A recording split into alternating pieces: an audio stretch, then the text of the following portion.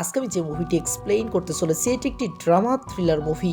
একটা ছেলে একটা মেয়েকে রাতে তার বাড়িতে নিয়ে আসে, কিন্তু সকালে উঠেই ছেলেটা দেখতে পায় মেয়েটা মারা গেছে।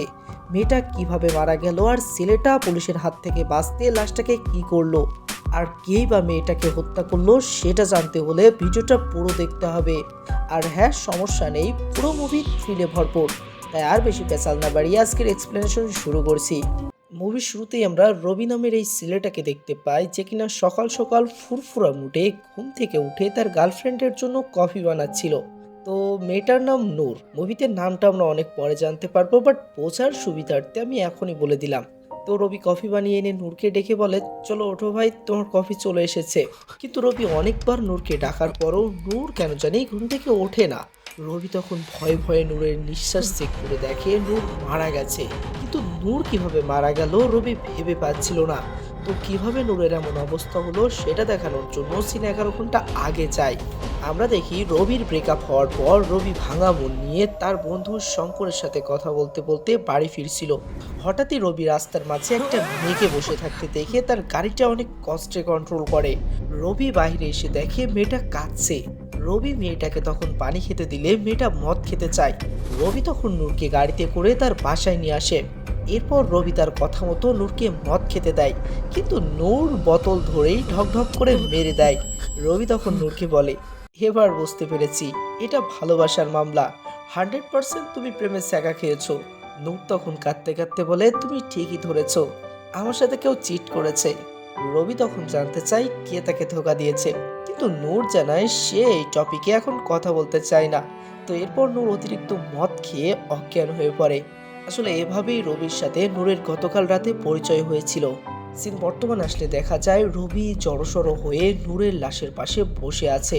রবি ভেবে পাচ্ছে না নূর কিভাবে মারা গেল আর সে এই লাশটা এখন কি করবে। রবি তখন সিদ্ধান্ত নেয় সে নূরের লাশটাকে সুটকেসে ভরে জঙ্গলে ফেলে আসবে। যেই ভাবনা সেই কাজ। সে লাশটাকে গাড়িতে করে শহর থেকে অনেকটা দূরে একটা শুনশান জায়গায় নিয়ে আসে। রবি গাড়ি রেখে দূরে এসে দেখতে থাকে যে সে কোথায় লাশটাকে ফেলবে, কিন্তু সে আবার গাড়ির কাছেই ফিরতে দেখে একটা পুলিশের নির্দেশে একজন কনস্টেবল তার গাড়িটা চেক করার চেষ্টা করতেছে। তো রবি ভয়ে ভয়ে সেখানে আসলে পুলিশটা বলে, মেয়েটাকে কোথায় রেখেছিস? এটা শুনে রবি সেই পরিমাণে ভয় পেয়ে যায়, কারণ সে মনে করতেছে যে পুলিশেরা হয়তো নূরের লাশটার ব্যাপারে জেনে গেছে। কিন্তু ওদিকে পুলিশেরা আবার মনে করছিল রবি এই শুনশান জায়গায় কোনো মেয়ে নিয়ে এসে আকাম করছিল। তো পুলিশটা রবিকে বলে, যে তোর গাড়ির চাবিটা দে, তোর গাড়িটা চেক করে দেখি। রবি তো এবার আরো ভয় পেয়ে যায়, কারণ নূরের লাশটা তো তার গাড়ির ভেতরেই রয়েছে। রবি তখন পুলিশটাকে বলে, স্যার গাড়ির ভেতরে তেমন কিছুই নেই, আমি আপনাকে চা নাস্তা খাবার জন্য কিছু টাকা দিয়ে দিচ্ছি। পুলিশটার এবার আরো সন্দেহ হতে শুরু করে। পুলিশের বুঝতে বাকি থাকে না রবি তাদের থেকে কিছুতে একটা লোক আছে। তাই সে রবির থেকে জোর করে চাবিটা নিয়ে গাড়ির ভেতরে ঢুকে সুটকেসটাই প্রথমে দেখতে থাকে। কিন্তু সুটকেসটা দেখার পরও পুলিশেরা সুটকেসের ভিতরে তেমন কিছুই দেখতে না পেয়ে তখন সেখান থেকে চলে যায়।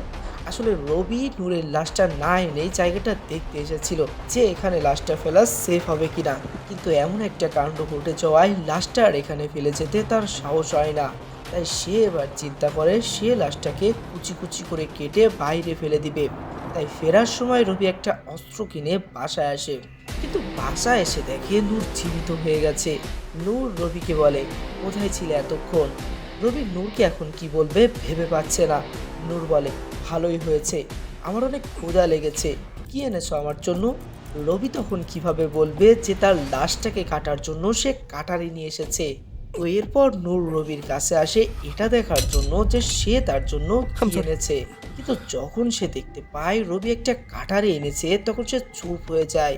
রবি তখন কাটারিটা ফেলে দিয়ে ভয়ে ভয়ে বলে, আমি সরি, আমি মনে করেছিলাম তুমি মারা গেছো, তাই আর কি এটা নিয়ে এসে তোমাকে কাটতে চলেছিলাম। কিন্তু একটু পরেই রবি সামনে তাকাতে নূর সেখানে নেই। সে রুমে এসে দেখে নূরের লাশটা সেখানেই পড়ে আছে। আসলে নূর যে এখনো বেঁচে আছে এটা রবির কল্পনা ছিল। যখন রবি বুঝতে পারে আসলেই নূর মারা গেছে সে ফ্রাস্ট্রেট হয়ে যায়। এরপর সে নূরের লাশটাকে ফ্লোরে রাখে লাশটাকে কুচি কুচি করে কাটার জন্য। বাট অনেক চেষ্টা করার পরেও রবি নূরের লাশটাকে কাটতে পারছিল না, কারণ এমন ভয়ঙ্কর কাজ সে জীবনেও করেনি। এমন সময় কেউ বাহির থেকে তার দরজায় নক করতে থাকে। রবি তখন বুঝতে পারছিল না সে লাশটাকে কোথায় রাখবে। শেষমেশ রবি আর কোনো উপায় না পেয়ে লাশটা ফ্রিজের ভেতরে লুকিয়ে রেখে দরজা খোলে। রবি দেখে বাসার মালিক এসেছে। আন্টি রবিকে বলে, কাল রাতে আমার মনে হয়েছে যে তুই বাসাতে কোনো মেয়ে নিয়ে এসেছিস। এই বলে আন্টি জোর করে বাসার ভেতরে ঢুকে দেখতে শুরু করে। রবি সবার আগে ফ্রিজের সামনে দাঁড়িয়ে পড়ে যাতে কোনোভাবেই আন্টি ফ্রিজ না খুলে বসে। তো পুরো রুম দেখার পরেও আন্টি যখন কাউকে দেখতে পায় না, তখন আন্টি রবিকে এক গ্লাস ফ্রিজের ঠান্ডা পানি দিতে বলে। রবি এখন কিভাবে ফ্রিজ খুলবে, কারণ ফ্রিজের ভেতরে তো নূরের লাশ। তাই সে আন্টিকে বলে সে ভুল করে ফ্রিজে তালা দিয়ে ফেলেছে, বাট এখন চাবিটা সে খুঁজে পাচ্ছে না। আন্টি বলে, আরে এই ব্যাপার। এই বলে সে চুল থেকে ক্লিপ বের করে ফ্রিজটা খুলতে যায়, কিন্তু আন্টি ফ্রিজটা খোলার আগেই রবি আন্টিকে থামিয়ে নেয়। কিন্তু আন্টিও কম যায় না, সে রবিকে সরিয়ে আবার ফ্রিজটা খুলতে চায়। রবি তখন চিল্লিয়ে আন্টিকে বলে সে যদি ফ্রিজটা খোলার চেষ্টা করে তাহলে এখনই সে বাড়ি থেকে চলে যাবে। আন্টি তখন বলে, তোকে এখানে থাকতে কে বলেছে, কিন্তু যাবার আগে গত কয়েক মাসের ভাড়াটা আমাকে মিটিয়ে দিয়ে যাস। আসলে টাকার অভাবে গত কয়েক মাস ধরে রবি আন্টির বাসা ভাড়া দিতে পারছে না। তো রবি যখন বুঝতে পারে আন্টিকে এভাবে থামানো যাবে না, তখন সে চিল্লাতে শুরু করে, কারণ রবি ভালো করেই জানতো আন্টির উচ্চ আজে বিপি প্রবলেম রয়েছে। তো উচ্চ আজে আন্টির প্রবলেম হওয়া শুরু করলে আন্টি নিজে থেকেই সেখান থেকে চলে যায়। রবি এ যাত্রায় আন্টির থেকে বাঁচতে পেরে হাঁপ ছেড়ে বাঁচে। তো এমন সময় শঙ্কর কল করলে রবি চায়ের দোকানে আসে শঙ্করের সাথে কথা বলতে। তার সাথে ঘটে যাওয়ার সকল ঘটনা শঙ্করকে খুলে বলতে চায়, বাট ভয়ে শঙ্করকে কিছু না বলে আবার বাড়িতে ফিরে আসে। তো রবি বাড়িতে ফিরে এসেই দেখে আর এক কেলো, আন্টি ফ্রিজের চাবি বানানোর জন্য মেকানি নিয়ে এসেছে, আর অলরেডি মেকানি চাবি বানানো শুরু করে দিয়েছে। রবি তখন তাড়াহুড়ো করে মেকানিকে থামিয়ে আন্টিকে জিজ্ঞাসা করে যে তারা তার রুমের দরজা কিভাবে খুলে ভেতরে আসলো। আন্টি তখন তার চুলের ক্লিপ দেখিয়ে বলে যে সে এই ক্লিপটা দিয়ে দরজা খুলে ভেতরে এসেছে। রবি আন্টির থেকে ক্লিপটা কেড়ে নিয়ে রেগে মেগে মেকানিকে ভাগিয়ে দেয়। রবি আন্টিকেও বলে যে সে তার অনুমতি না নিয়ে কেন তার বাসায় ঢুকেছে। আন্টি বলে, এটা আমার বাসা আর তোর অনেক মাসের ভাড়াও বাকি, তাই আমি ঢুকতেই পারি। রবি বলে সে দুদিনের মধ্যেই সকল ভাড়া দিয়ে দিবে, দয়া করে এখনই যেন সে এখান থেকে চলে যায়। এই বলে চলে চিল্লালে আন্টি স্বেচ্ছায় চলে যেতে বাধ্য হয়। তো রাতের বেলা রবি একটা প্ল্যান করে, সে নূরের লাশটা নিয়ে বাসার পেছনে আসে লাশটা পুঁতে ফেলার জন্য। এরপর মানুষের চোখ ফাঁকি দিয়ে সেখানে গর্ত করে লাশটা কোনো রকমে পুঁতে ফেলে এবং রুমে ফিরে রবি খুব চিল মুডে সিগারেট ধরায়। মানে সে এখন মনে করতেছে যে তার পুরো বিপদ পুরোপুরি কেটে গেছে। কিন্তু পরের দিন সকালে উঠেই রবি দেখতে পায় যেই জায়গাটা নূরের লাশটা সে পুঁতে রেখেছে ঠিক সেই জায়গাটাই আন্টি সুইমিং পুল বানানোর জন্য মিস্ত্রি ডেকে এনেছে। আর মিস্ত্রি জায়গাটা খুললে অবশ্যই নূরের লাশটা তারা পেয়ে যাবে। আর এরপর কি হবে আপনারা তো বুঝতেই পারছেন। তাই তাড়াহুড়ো করে রবি সেখানে এসে আন্টিকে বলে, আন্টি আপনি কি করছেন? আন্টি বলে, আমার নাতি নাতনি গোসল করানোর জন্য একটা সুইমিং পুল বানাবো এখানে। রবি তখন আন্টিকে ভয় দেখিয়ে বলে, আন্টি আপনি যদি এখানে সুইমিং পুল বানান তাহলে বরবাদ হয়ে যাবেন, কারণ শাস্ত্র মতে ঘরের পেছনের কোনায় সুইমিং পুল বানানো ক্ষতি হতে পারে, আপনার নাতি নাতনির উপরও সেই প্রভাব পড়তে পারে।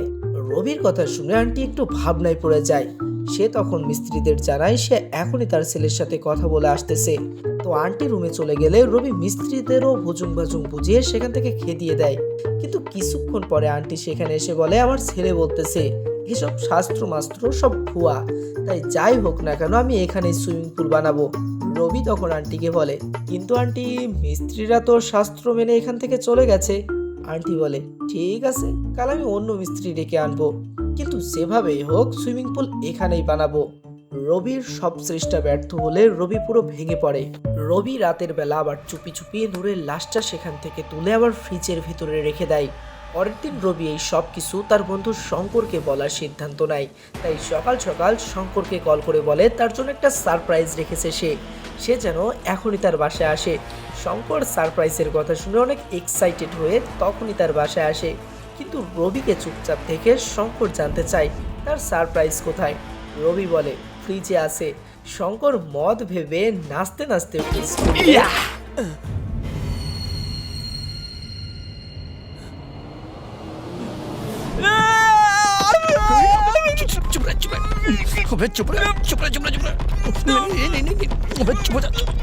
चुप चुप चुप चुप आंटी सुन लेगी बे चुप चुप आंटी सुन लेगी अबे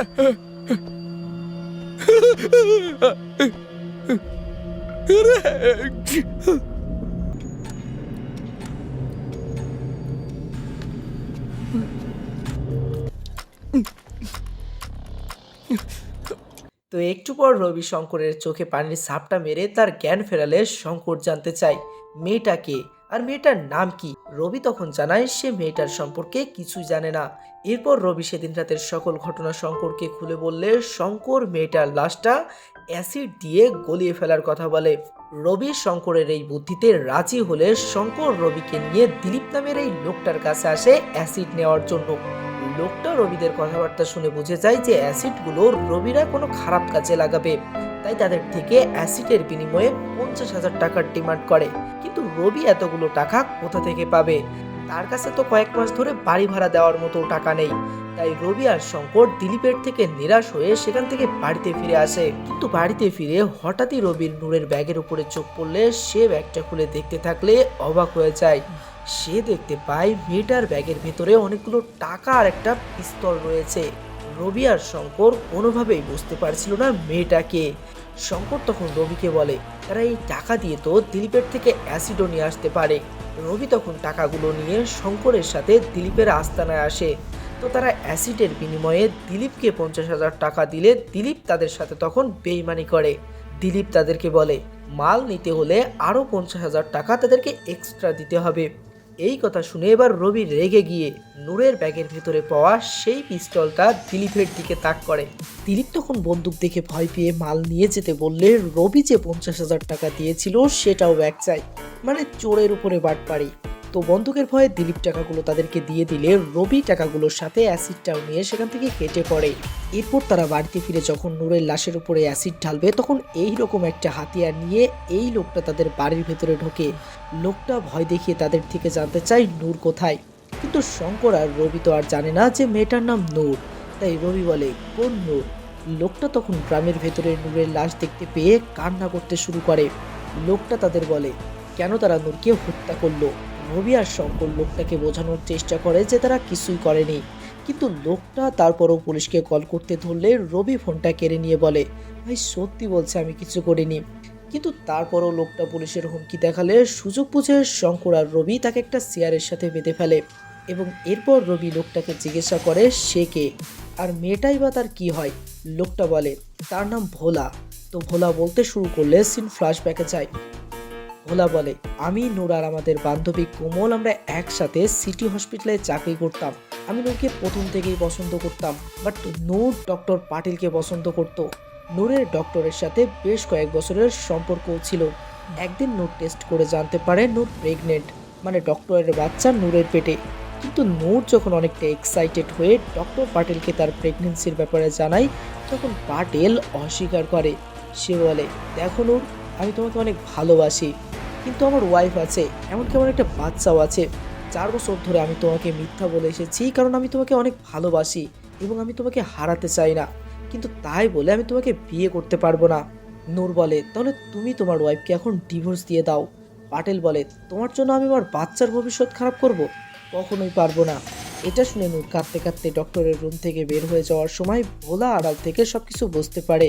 তো নূর কোমলকে সবকিছু জানালে কোমল তখন বলে তুই বুড়োটার জন্য কেন কাঁদছিস? সবকিছু ভুলে গিয়ে নতুন মানুষের সাথে নতুন জীবন শুরু কর, দেখবি সবকিছু ঠিক হয়ে যাবে। কিন্তু নূর বলে আমি না, ডক্টরের ওয়াইফ ওকে ছেড়ে যাবে। আমি ওর ওয়াইফের কাছে গিয়ে সকল কিছু খুলে বলবো, তখন ওর ওয়াইফ নিজেই ওকে ছেড়ে যাবে। সিন বর্তমানে আসলে ভোলা বলে আমি সেদিন রাতে নূরকে ফলো করেছিলাম, রাতে যখন নূরকে নিয়ে তুই বাসায় ঢুকেছিলি তখনও দেখেছিলাম, কিন্তু যদি জানতাম তুই ওকে তোর বাসায় নিয়ে এসে মেরে ফেলবি তাহলে কখনোই ওকে ঢুকতে দিতাম না। রবি তখন আবারও বলে যে সে নূরকে মারেনি, সে নূরকে বাসায় নিয়ে যাবার পর ওকে মদ খেতে দিয়েছিল, কিন্তু অতিরিক্ত নেশা করার পর ও ঘুমিয়ে গিয়েছিল। বাট সকালে উঠে আমি ওকে মৃত দেখেছিলাম, তাই তুই আমাকে বিশ্বাস কর, আমি সত্যি বলছি। এরপর সেদিন রাতেই সকলে সিদ্ধান্ত নেয় যে তারা লাশটাকে অ্যাসিড দিয়ে না গলিয়ে বাহিরে কোথাও ফেলে আসবে। যেই কথা সেই কাজ, তারা 3 জনে মিলে লাশটা গাড়িতে উঠিয়ে বের হয়, কিন্তু তারা রাস্তার মাঝে ফেসে যায়। তারা দেখতে পায় পুলিশেরা প্রতিটা গাড়ি চেকপোস্টে দাঁড় করিয়ে চেক করতেছে। একটু পর তাদেরকেও চেক করা হবে। এটা দেখে রবি সহ সকলেই ভয় পেয়ে যায়, কারণ কোনোভাবে যদি পুলিশ মনে করে নূর মৃত তাহলে সকলকেই একসাথে হাজতে পড়বে। তখনই ভোলা বলে, খুনি আমাদের সামনে, ওই দেখো ডক্টরের গাড়িটা দাঁড় করানো রয়েছে। সেই দিন আমি রাতে যখন নূরকে ফলো করেছিলাম তখন নূরকে ডক্টর রাস্তার মাঝে নামিয়ে দিয়ে চলে গিয়েছিল, কিন্তু এরপর ডক্টর পাটেল কিছুটা সামনে যেতেই তার বোতলে থাকা পানিগুলো রাস্তায় ফেলছিল আর কেন জানি হাসতেছিল। তাই সেদিনই আমার কিছুটা সন্দেহ হয়েছিল যে ডক্টর পাটেলই পানিতে বিষ মিশিয়ে নূরকে খাইয়েছিল। তো কিছুক্ষণ পর পুলিশ ডক্টরের গাড়িটা চেক করতে আসলে ডক্টর পুলিশের উপর রেগে যায়। সে বলে, আমাকে দেখে তোমাদের সন্দেহ হচ্ছে? তোমরা জানো আমি কে? সিটি হসপিটালের বড় ডক্টর। ইন্সপেক্টর তখন বলে যে এটা তাদের উপর থেকে অর্ডার দেওয়া হয়েছে, তাই এটা তাদের পালন করতেই হবে। তো ডক্টরের গাড়িটা চেক করে তারা তেমন কিছুই দেখতে না পেলে ডক্টরকে চলে যেতে বলে। ডক্টর তখন রেগে বলে, তারা তো গাড়ির ডিক্কিটা চেক করেনি, তাই তাদেরকে এখনই ডিক্কিটা চেক করতে হবে। পুলিশ চেক করতে না চাইলেও পাটেলের অনেক জড়াজড়িতে পুলিশেরা ডিক্কিটা চেক করতে গেলে দেখে গাড়ির ডিক্কির ভেতরে একটা মেয়ের লাশ রয়েছে, মানে নূরের লাশ রয়েছে। কিন্তু নূরের লাশটা এখানে কিভাবে আসলো তাই তো একটু পরে জানতে পারবেন। তো পুলিশ মেয়েটার খুনের দায়ে পাটেলকে থানায় নিয়ে যেতে থাকে আর সিন ফ্ল্যাশব্যাকে যায়। আমরা দেখি সেদিন রাতে নূর রাস্তায় দাঁড়িয়েছিল। ডক্টর পাটেল গাড়ি থামালে নূর তার গাড়িতে ওঠে। এরপর নূরকে বাসায় ছেড়ে দেওয়ার সময় ডক্টর নূরকে বলে যে তুমি কোমলকে এসব কেন বলেছো? কোমল পুরো হসপিটালে আমাদের সম্পর্কে কথা ছড়িয়ে দিয়েছে। আমি তোমার থেকে হাত জোর করে ক্ষমা চাচ্ছি, প্লিজ তুমি আর এই বিষয়টাকে কাউকে বলো না। আর যেটা হয়ে গেছে সেটার জন্য আমি তোমার কাছে ক্ষমা চাচ্ছি। কিন্তু নূর বলে সে বিষয়টা তার ওয়াইফকে জানাবে এবং এত সহজে তার লাইফ থেকে কখনোই যেতে দিচ্ছে না তাকে। ডক্টর পাটেল তখন নূরের ব্যাগের ভেতরে এক বান্ডেল টাকা ভরে দিয়ে বলে সে যেন কালকেই অন্য হসপিটালে গিয়ে অ্যাবর্শনটা করিয়ে নেয়। এটা শুনে নূর কান্না করতে করতে বলে সে পুলিশ স্টেশনে যাবে। পাটেল তখন ঠান্ডা স্বরে পানির বোতল এগিয়ে দিয়ে পানি খেয়ে শান্ত হতে বলে, কিন্তু মূলত ডক্টর আগে থেকেই পানির মধ্যে বিষ মিশিয়ে রেখেছিল। যখন নূর তার কোনো কথা শুনছিল না তখন কায়দা করে ডক্টর বিষ মেশানোর পানিটা তাকে খাইয়ে দেয়। এমন সময় পাটেলের ওয়াইফ পাটেলকে কল করলে পাটেল গাড়ি থামিয়ে বাইরে যায় কথা বলতে। এটা দেখে নূরের রাগ উঠে গেলে নূর পাটেলের গাড়ির ভেতর থেকে পাটেলের লাইসেন্স প্রাপ্ত বন্দুকটা বের করে পাটেলের দিকেই তাক করে। পাটেল কথা বলা শেষ করতেই দেখে নূর তার দিকে বন্দুক তাক করে আছে। পাটেল তাকে বোঝাতে ধরে সে যেন শুট না করে বসে, কিন্তু নূর রেগে মেগে একটা ফাঁকা শুট করে এবং তখনই সেখান থেকে পাটেলকে চলে যেতে বলে। পাটেল বন্দুকের ভয়ে চলে গেলে নূর ব্যাগের ভেতরে বন্দুকটা রেখে দেয়। আর মূলত রবি নূরের ব্যাগ থেকে যে টাকা আর বন্দুক পেয়েছিল সেটা ডক্টর পাটেলেরই ছিল। তো সিন বর্তমানে আসলে দেখি পুলিশ রবিদের গাড়িটা চেক করে কোনো কিছুই না দেখতে পেয়ে ছেড়ে দিচ্ছে। তখন দেখানো হয় ডক্টর পাটেলের ডিক্কির ভেতরে কিভাবে তারা নূরের লাশটা রেখে এসেছিল। যখন পুলিশ ডক্টর পাটেলের গাড়ির ভেতরটা চেক করছিল তখন সুযোগ বুঝে ভোলা আর রবি নূরের লাশটা পাটেলের গাড়ির ডিক্কির ভেতরে রেখে দিয়ে এসেছিল। আর পুলিশ যখন ডিক্কিটা চেক করে তারপর কি ঘটে আপনারা তো জানেনই, মানে একেই বলে ভাগ্য। আপনি যদি দ্বিতীয় কোনো ব্যক্তির সাথে খারাপ করেন তাহলে সেটা ঘুরতে ঘুরতে একটা সময় আপনার সাথেই ঘটবে। তো মুভিটা কেমন লাগলো তা অবশ্যই কমেন্ট করে জানাও, আর ভালো লাগলে একটা লাইক আর চ্যানেলটাকে সাবস্ক্রাইব করতে মন চাইলে প্লিজ সাবস্ক্রাইব করো। আজকে আমি যে মুভিটি এক্সপ্লেইন করতে চলেছি এটি একটি ড্রামা থ্রিলার মুভি। একটা ছেলে একটা মেয়েকে রাতে তার বাড়িতে নিয়ে আসে, কিন্তু সকালে উঠেই ছেলেটা দেখতে পায় মেয়েটা মারা গেছে। মেয়েটা কিভাবে মারা গেল আর ছেলেটা পুলিশের হাত থেকে বাঁচতে লাশটাকে কি করলো আর কেই বা মেয়েটাকে হত্যা করলো সেটা জানতে হলে ভিডিওটা পুরো দেখতে হবে। আর হ্যাঁ, সমস্যা নেই, পুরো মুভি থ্রিলে ভরপুর। তাই আর বেশি পেছাল না বাড়িয়ে আজকের এক্সপ্লেনেশন শুরু করছি।